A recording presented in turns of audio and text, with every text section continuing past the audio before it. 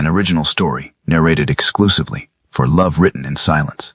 The iron key weighed nothing in Eliza Thornton's hand, but when she placed it on the auction house table before Adrian Calder, Earl of Stonebridge, 32, watching from the last row as 700 acres and 8 centuries of his family's name fell to the gavel. The sound it made against oak silenced 40 men. She did not ask if he remembered her. She did not need to. His eyes found hers, and recognition struck like a blow. The steward's daughter, 16, the last time he saw her. Now 28, and standing in the room that had just made her the owner of everything he'd lost. "Earn it back, Lord Stonebridge," she said, and walked out while the room held its breath. The auction house smelled of cigar smoke and old wood, and the particular silence that follows ruin. Adrian Calder sat in the last row with his hands folded in his lap and his eyes on the auctioneer's table, where the deed to Stonebridge Park lay beside a brass gavel worn, smooth by decades of use. Stonebridge Park, the auctioneer read. 700 acres manor house, tenant farms, timber rights, and all improvements thereon. Opening bid at £4,000. Adrian did not move. He had nothing to bid. The solicitors had made that clear 3 weeks ago, when they'd laid the accounting books before him, and shown him what 8 years of neglect looked like rendered in numbers. His father had dismissed the steward. Adrian had inherited the consequences, and never once asked what had happened to the man who'd held the estate together for 31 years. The room murmured. Men leaned forward. Geoffrey Pemberton sat 3 rows ahead, confident and still, a man who owned debts the way other men owned horses. 4,000, someone called. 4,200. 4,005. Adrian watched the numbers climb. The gavel hovered. The auctioneer scanned the room one final time. Sold to Harding and Associates for £6,400. The gavel struck. The sound rang through the hall like a church bell. A woman rose from the front row beside a gray-haired solicitor Adrian recognized as Mr. Harding. She was perhaps 28, dark hair pinned severely, dressed in a plain, wool gown the color of charcoal. Her posture was excellent. She crossed the room without hurry, her boots clicking against the floorboards, and stopped before the auctioneer's table. She took the iron key from the velvet cloth, where it lay. Then she turned and walked directly toward Adrian. Every man in the room watched her. She stopped 2 feet from where he sat. Her eyes were gray. He had seen those eyes before. She held out the key. "Earn it back, Lord Stonebridge." He stared at her, at the key, at her face. Recognition arrived like cold water. "Eliza Thornton." "Miss Thornton," she corrected. "And it is my estate now." She did not wait for him to respond. She turned to face the room, her voice clear and steady. "Stonebridge Park will resume operations within the fortnight. Tenant contracts will be honored. Anyone with questions may direct them to Mr. Harding." She walked toward the door. The solicitor gathered his papers and followed. The room did not breathe until the door closed behind her. Adrian sat in the last row with the iron key in his hand, and the weight of 8 centuries pressing against his chest. The steward's daughter had just bought his world. 2 days later, Adrian stood in the estate office at Stonebridge Park and understood for the first time what his father's steward had actually done. The room was small, tucked into the eastern wing of the manor house, with windows that overlooked the tenant farms and walls, lined with shelves holding 30 years of field notebooks, surveying instruments, and ledgers bound in cracked leather. A single desk dominated the center of the room, oak scarred by use, with a brass lamp and an inkwell that had left permanent stains in the wood grain. Eliza Thornton sat behind that desk now. She did not look up when Adrian entered. "Close the door," she said. He closed it. She gestured to the chair across from her. "Sit." He sat. She slid a document across the desk. "The management contract. 6 months. You will serve as estate manager under my authority. You will reside in the steward's cottage. Your salary will be £50 per annum, contingent on measurable improvements to tenant welfare and crop yields." Adrian looked at the contract, at the terms written in precise legal script, at the signature line waiting at the bottom. "You want me to work for you? I want you to work for the estate. The same work my father did for 31 years, while your family lived in the manor house, and signed what solicitors placed before you." Her voice was calm. There was no anger in it. That made it worse. "You are offering me my own family's land. I am offering you the chance to learn what stewardship actually means." My father knew every tenant by name. He knew which fields drained poorly in spring. He knew when Mrs. Briggs needed her roof repaired before she asked. He knew because he walked the land every day for 3 decades. You have never walked it once. Adrian's jaw tightened. Your father was dismissed.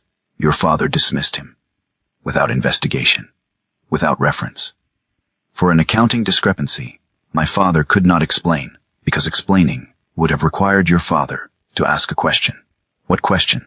Why a man who served Stonebridge for 31 years would suddenly become a thief. The air between them grew heavy with unspoken history.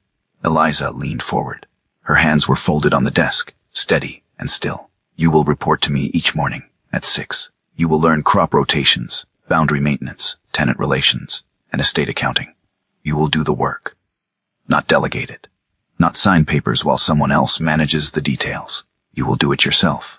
And if I refuse, then you walk away. Stonebridge continues without you, and you lose the only path back to your family's name. Adrian looked at her, at the woman who had grown up in the steward's cottage, learned yields at her father's knee, and built herself into someone who could buy an earl's estate at auction without flinching. Why, he asked. Why offer me anything at all? Her expression did not change. Because the estate needs someone who will stay, someone who has a reason to care, whether it survives. You are the last Calder. If you walk away, Stonebridge is just another investment. If you stay, it might become something worth saving. She pushed the contract forward another inch. 6 months.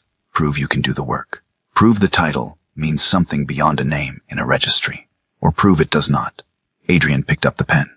His hand was steady. He signed. Eliza took the contract, folded it, and placed it in a drawer. The steward's cottage is ready. Move in tomorrow. Bring what you need. Leave the rest.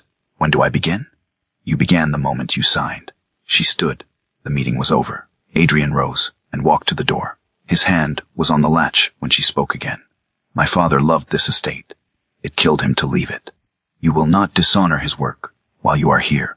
He turned. She was standing beside the desk, her hands at her sides, her face composed. I understand. I do not think you do. But you will. He left. The door closed behind him. The iron key hung on a peg beside the frame. Neither of them had touched it. The steward's cottage sat at the eastern edge of the estate grounds, a quarter mile from the manor house, separated by a line of oak trees and a stone wall that marked the boundary between the family's world and the world of those who served it. Adrian had never been inside. The cottage was plain.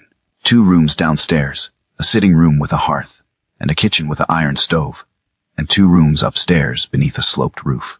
The furniture was functional. A narrow bed, a writing desk, a table with 2 chairs, shelves holding dishes, and a few books. The walls were whitewashed. The floors were clean. Thomas Thornton's surveying tools still hung on pegs beside the door. A compass, a measuring chain, a leather satchel worn smooth by decades of use.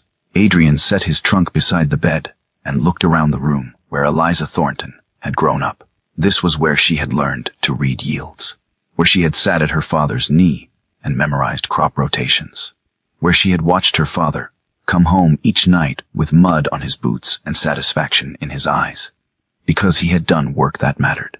Adrian had never done work that mattered. A knock sounded at the door. He opened it. Eliza stood on the threshold, holding a stack of leather-bound notebooks. My father's field records, she said. 31 years of Stonebridge, rendered in detail. Start with these.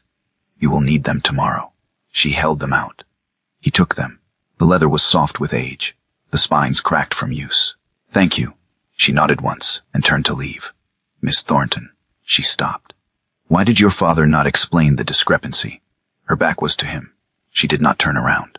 Because explaining would have required him to admit he used his own savings to cover a tenant shortfall during a bad winter.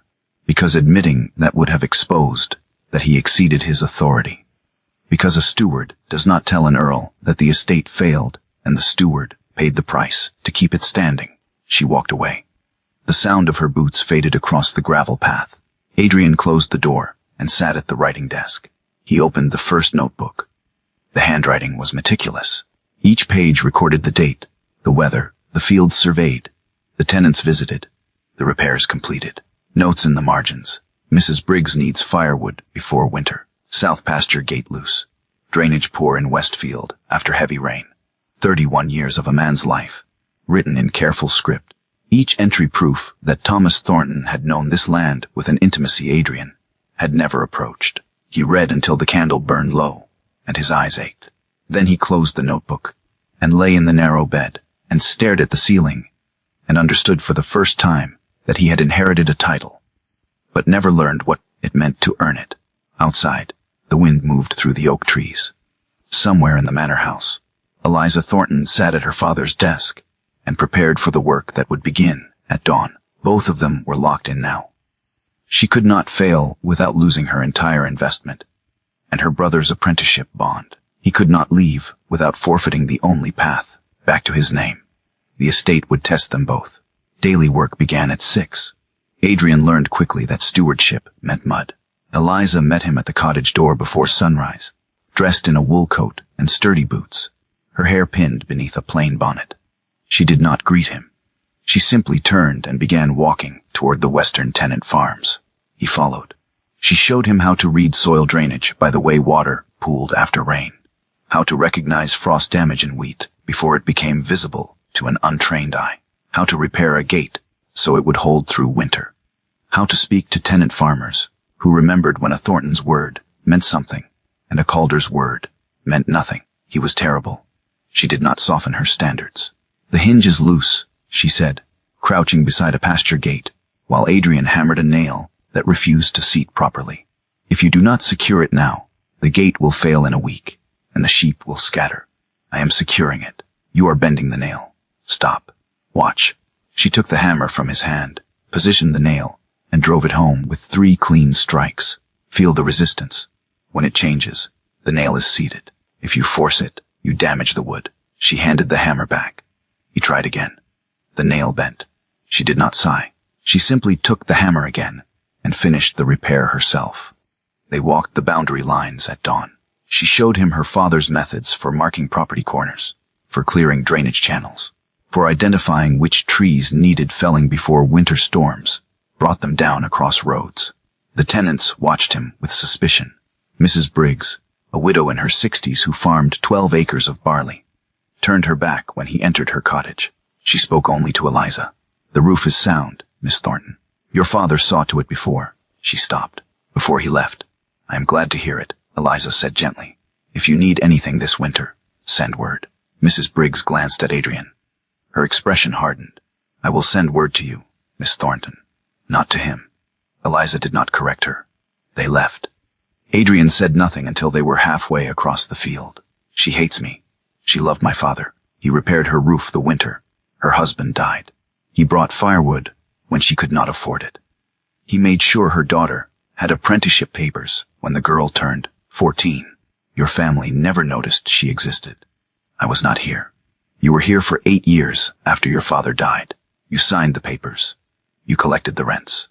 You never once walked these fields." He had no answer. They continued walking. Weeks passed. Adrian improved slowly. He could repair a gate now, without bending every nail. He could read a yield report and understand what the numbers meant. He could recognize when a tenant was struggling before they asked for help. Eliza watched him in the fields. She saw effort becoming competence. She did not praise him, but she stopped correcting every mistake. One afternoon they repaired a boundary wall together, an old stone wall that marked the edge of the estate, built 2 centuries ago and slowly crumbling under the weight of time and weather. Eliza demonstrated her father's technique for setting a capstone. The stone was heavy, perhaps 40 pounds, rough-edged and awkward to hold. "Place your hands here," she said, positioning her own hands on either side of the stone. "Feel the balance. When you lift, the weight should distribute evenly." Adrian placed his hands beside hers. Their fingers were inches apart. He could feel the warmth of her skin through the cold stone. They lifted together. The stone rose. Eliza guided it into position. Adrian held the weight while she adjusted the alignment. His thumb brushed the mortar line, old mortar, laid decades ago, still holding. "Your father laid this," he said quietly. "Yes, it has lasted. His work always did." They lowered the stone into place. It settled with a solid sound, fitting perfectly into the gap it was meant to fill. Eliza stepped back. Her hands were dusty with stone powder. She wiped them on her coat. "That will hold another 50 years, she said. Adrian looked at the wall, at the stone they had set together, at the line of mortar that connected their work to Thomas Thornton's work, unbroken across time. "Thank you," he said, "for teaching me." She met his eyes. For the first time, her expression softened. "You are learning. That is enough." They walked back toward the cottage as the sun set behind the western hills. Neither spoke. The quiet between them was no longer hostile. It was something else. Sir Geoffrey Pemberton arrived on a cold morning in late October. Adrian was in the estate office, reviewing tenant contracts, when the door opened and Geoffrey entered without knocking. He was 42, tall, confident, dressed in a wool coat that cost more than Adrian's annual salary. "Lord Stonebridge," Geoffrey said with a smile that did not reach his eyes. "Or should I call you Mr. Calder now?" Adrian set down his pen. "Geoffrey, I heard you were working as estate manager. I confess I did not believe it until I saw you walk past my carriage this morning with mud on your boots." Geoffrey sat in the chair across from the desk without being invited. "It is a remarkable fall. What do you want? To help you rise again." Eliza entered through the side door. She stopped when she saw Geoffrey. "Sir Pemberton," she said coolly, "I do not recall inviting you." Geoffrey stood and inclined his head. "Miss Thornton, forgive the intrusion. I came to speak with Lord Stonebridge on a matter of mutual interest." "Then speak quickly. We have work to do." Geoffrey's smile widened. He was enjoying this. "I have a proposal. My niece Constance is 26, well-educated, and possesses a dowry of £8,000. She would make an excellent wife for a man of noble birth." He paused. "I am prepared to forgive all outstanding debts held against the Stonebridge estate. Additionally, I will provide financial backing to restore the manor house and tenant farms to full operation. In exchange, you marry Constance and resume your position as Earl of Stonebridge." The room was silent. Adrian stared at Geoffrey, at the offer that would erase everything, the debts, the humiliation, the mud on his boots, the easy path, the natural path, the life he was raised to expect. "The estate belongs to Miss Thornton," Adrian said carefully, "a situation that could be remedied. I have consulted with my solicitors. There are grounds to challenge the auction sale, irregularities in the proxy bidding process. If the sale is overturned, the estate would be resold. I would purchase it and transfer ownership to you as part of the marriage settlement." Eliza's face was stone. The sale was legal. Perhaps, perhaps not. These matters can take months to resolve, during which time the estate remains in limbo. Tenants grow anxious. Investments falter. Geoffrey looked at Adrian. "Or you accept my offer. Marry Constance. Restore your family's name. Walk away from this." He gestured at the desk, the ledgers, the mud-stained boots by the door. Unfortunate experiment. Adrian did not answer immediately.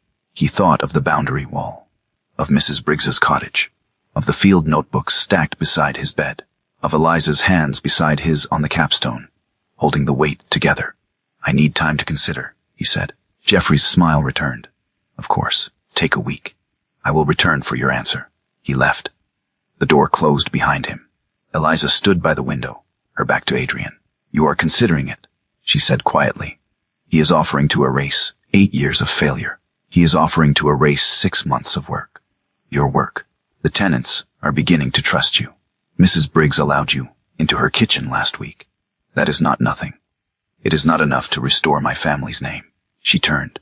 Her eyes were gray and cold. "Your family's name was built on 8 centuries of people like my father doing the work, while people like you signed papers and collected rents. If you want to restore it, earn it. Do not marry it." She walked out. The door shut with finality. Adrian sat alone in the office and stared at the ledgers and understood that she was right, and that he did not know if being right was enough. Late that night, Adrian could not sleep. He lit a candle and opened another of Thomas Thornton's field notebooks. This one from 1810, 2 years before the dismissal. The entries were meticulous, as always. Crop rotations, tenant visits, repairs completed. Then in February, a note in the margin. Winter brutal. Tenant shortfall in West Farms. Covered from personal savings. Will reconcile accounts in spring. Adrian stared at the words. Covered from personal savings. Thomas Thornton had used his own money to keep tenants from starving. He had created the accounting discrepancy himself. Not through theft, but through generosity. He could not afford, and he had never explained it. because explaining would have required him to admit he had exceeded his authority, that he had acted above his station, that he had cared more about tenant welfare than about maintaining the proper boundaries between a steward and an earl. Adrian closed the notebook. He thought of his father, the old earl, rigid and proud, waiting 3 days for an explanation that never came, dismissing a good man, because asking further would have meant admitting he depended on his steward, more than his steward depended on him. 2 generations of Calders who could not bear to need someone beneath them, who had destroyed good people through that incapacity.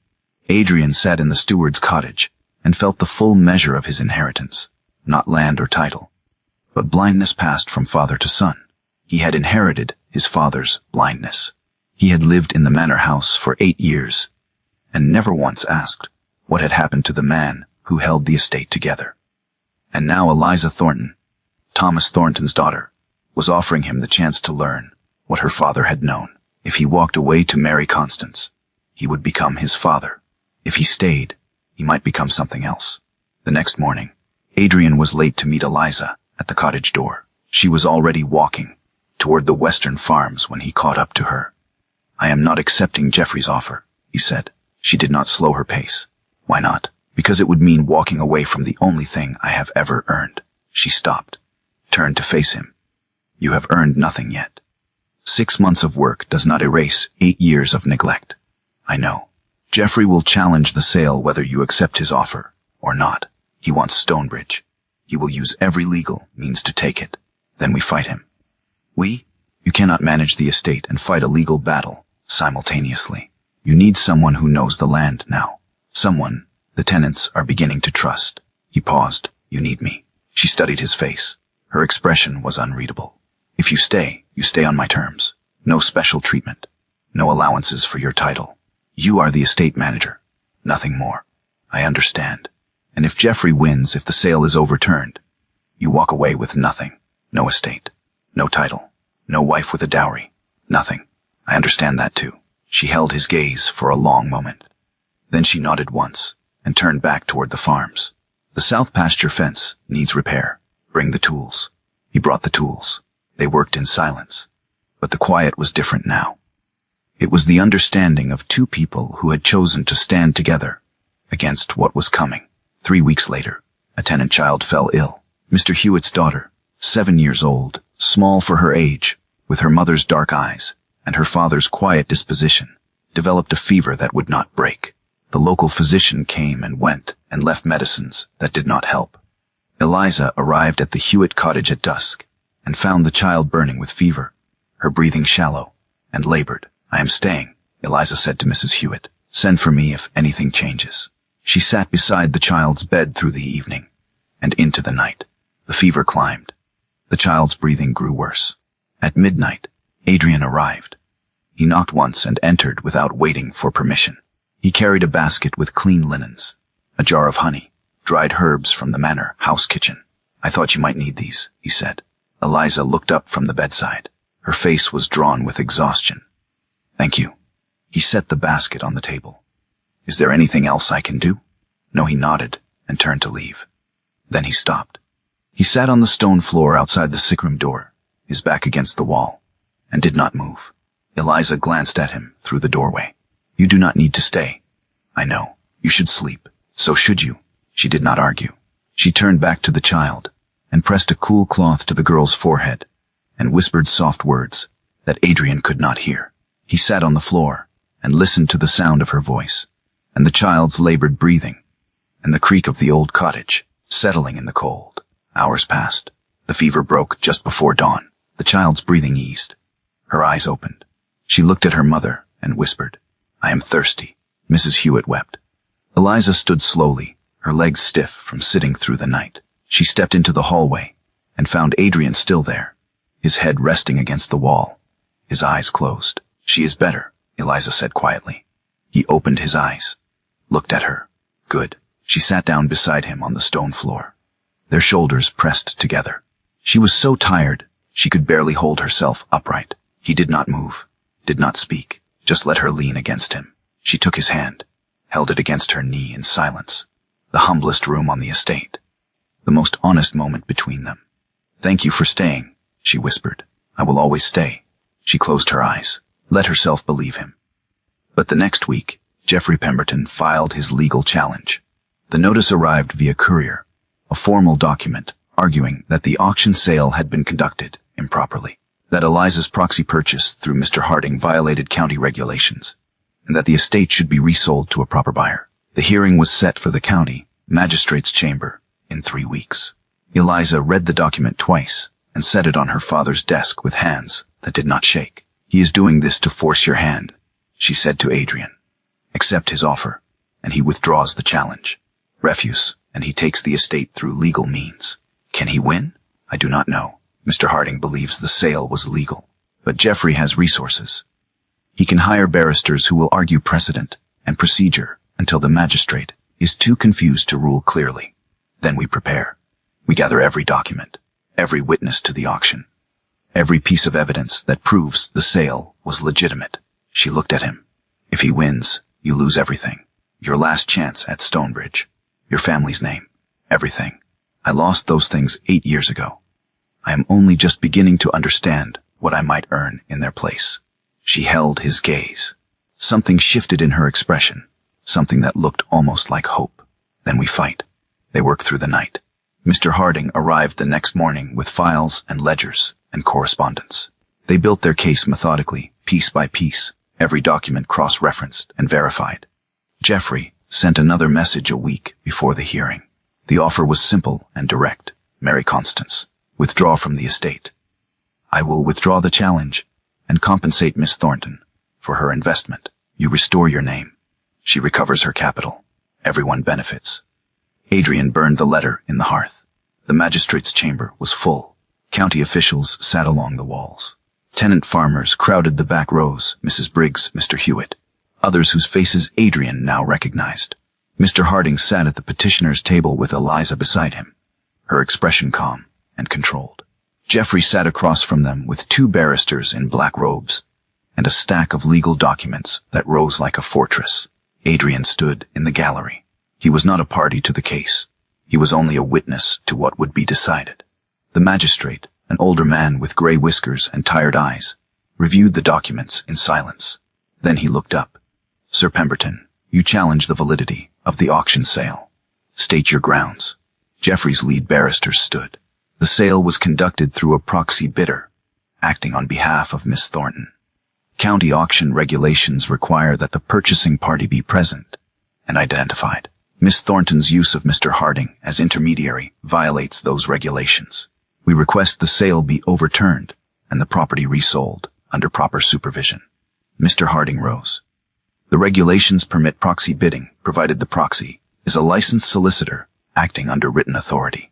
I hold such authority. The sale was legal in every particular." The barristers argued precedent. They cited cases from other counties, other auctions, other disputes where proxy bidding had been challenged.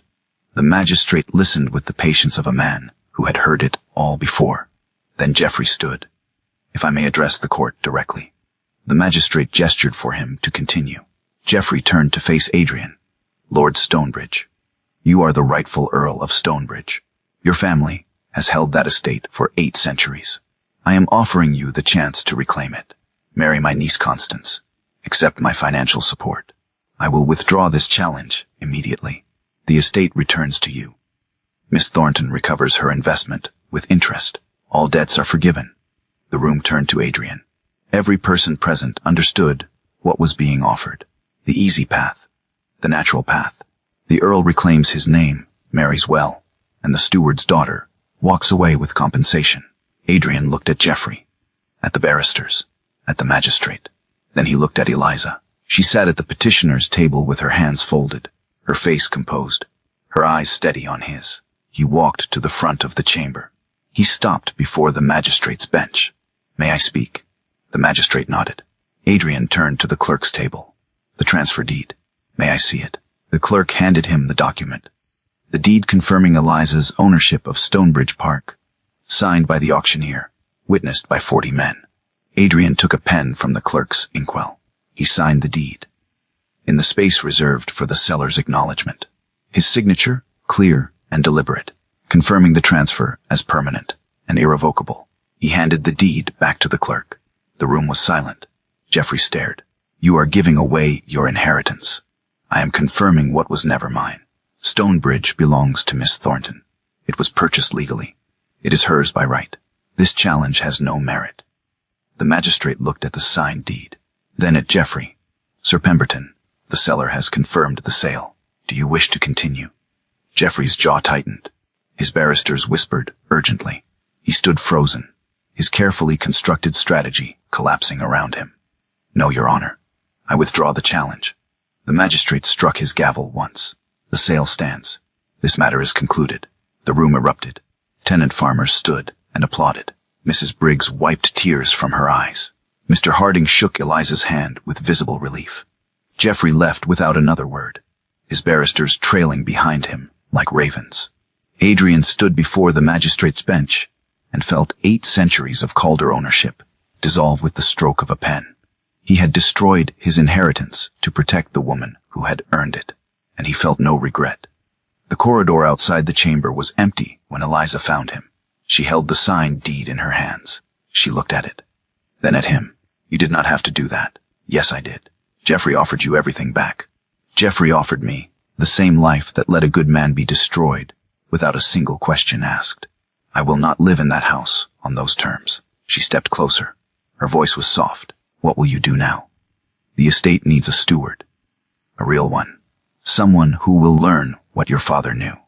Someone who will walk the land every day and know the tenants by name and repair gates before they fail. You are asking for my father's work. I am asking to continue the work I have begun. Under your authority. On your terms." She studied his face. "Why?" "Because it is the only thing I have ever done that mattered." She was quiet for a long moment. Then she nodded. "One condition. Name it.